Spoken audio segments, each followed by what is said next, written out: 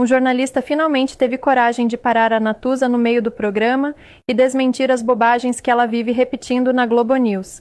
Ela tentou mais uma vez queimar a imagem do Flávio e do Bolsonaro, mas Joel a interrompeu na hora e lembrou ao vivo que o país atravessou uma pandemia e que nos anos seguintes Bolsonaro colocou as contas públicas em ordem. Ela ainda tentou rebater e saiu ainda mais mal na foto. E vai ser difícil pro Flávio o bordão, não era o meu governo, era o governo do meu pai. Não vai colar, né? Acho muito difícil que o eleitor enxergue duas pessoas diferentes com o mesmo sobrenome, né? Então ele o tempo inteiro vai ser cobrado a explicar o governo do próprio pai, do qual ele fez parte também, como senador, mas era defensor do governo.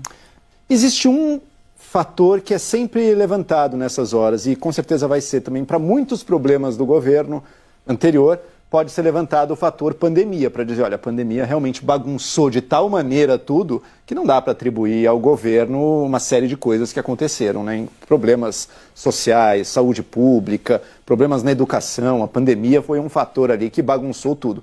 E, estritamente, do ponto de vista econômico, fiscal, o que ele vai poder apresentar é, olha, na pandemia o governo realmente gastou muito mais, mas daí nos 2 anos seguintes, né, ano da pandemia 2020, né? Daí na sequência, 2021 e 2022, o governo Bolsonaro entregou resultados fiscais de melhora das contas públicas. Aí por descambou. outro lado... Depois disso descambou, né? E depois, no governo Lula, a coisa volta a se deteriorar. Não, no governo Bolsonaro, o fiscal do governo Bolsonaro na segunda metade, no ano da eleição, foi um descalabro. Não é o resultado do endividamento, Tem toda a questão, a discussão, o que fazer com os precatórios, que aumentaram muito, uma parte da conta foi passada à frente, mas houve também um corte de gastos estrutural ali.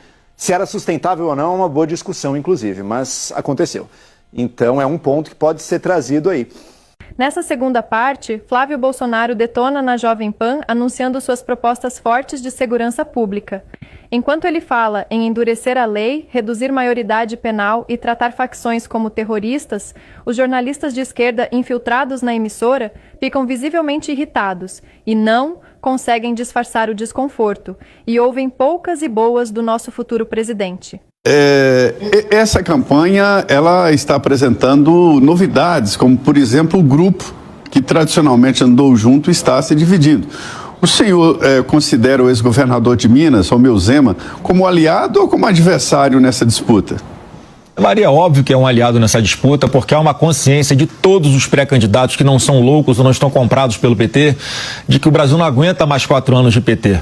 Então, todas as conversas que eu sempre tive muito respeitosas, seja com Zema, seja com Caiado, ou com o próprio Ratinho lá atrás, antes dele se decidir não concorrer, não ser um pré-candidato também à presidência, sempre houve esse claro entendimento de que, olha, ou o PT tem uma máquina aí, usa ela de forma completamente ilegal, arbitrária, mais de 200 bilhões de reais gastos esse ano, fora do arcabouço fiscal, um descontrole geral das contas, mais de 80% das famílias brasileiras endividadas, 53% delas já estão inadimplentes, ou seja, não estão mais conseguindo pagar suas dívidas, um recorde de mais de 5 mil PJs, né, empresas aí brasileiras pedindo recuperação judicial, quase 2 mil dentro do setor do agro. Quer dizer, um país que a inflação chegou, mesmo com a taxa de juros segunda taxa de juros mais alta do mundo, só perde para a Rússia, que é um país que está em guerra há 3 anos. Quer dizer, o Brasil está fadado ao fracasso, está pulando do precipício sem paraquedas e, obviamente, a gente tem que, ou nós nos livramos do PT esse ano,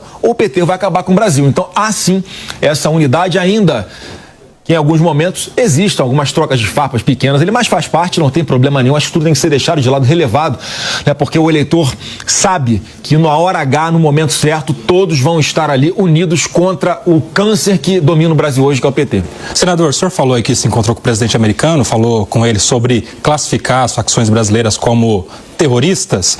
E eu já quero entrar nesse assunto com o senhor, porque hoje o senhor fez um lançamento com várias propostas voltadas ao tema de segurança pública, inclusive redução de maioridade penal, até 14 anos para alguns crimes graves, uma comparação que o senhor fez ali com a política de segurança de Nayib Bukele. Como é que o senhor vê esse assunto para a sua campanha e essas propostas todas que o senhor já começa a trabalhar ao lado do Guilherme Derrite e do Sérgio Moro?